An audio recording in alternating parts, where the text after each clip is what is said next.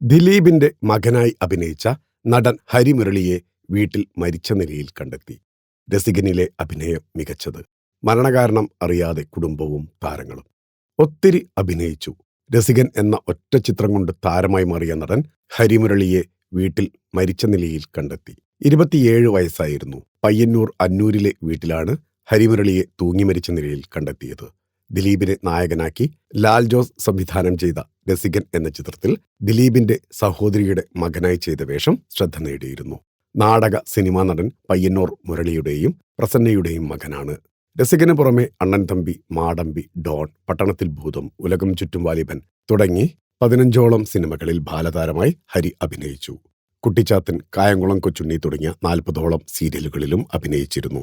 കുട്ടിക്കാലത്ത് അച്ഛന്റെ കൂടെ നാടക ക്യാമ്പുകളിൽ പങ്കെടുത്തതാണ് അഭിനയത്തിലേക്ക് കടക്കാൻ പ്രചോദനമായത്.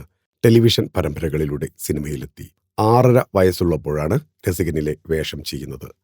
പഠനത്തിനായി ചെറിയ ഇടവേളയെടുത്ത ശേഷം അമർ അക്ബർ അന്തോണിയിലൂടെ അഭിനയത്തിൽ തിരിച്ചെത്തി. പൃഥ്വിരാജ് അവതരിപ്പിച്ച കഥാപാത്രത്തിന്റെ അനിയൻ വേഷം ചെയ്തു.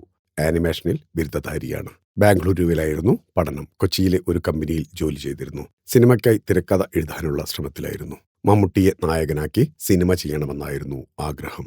എന്നാൽ ഒരു കയറിൽ തൂങ്ങി എല്ലാം അവസാനിപ്പിച്ചു. ആദരാഞ്ജലികളോടെ ഫിലിം കോട്ട്.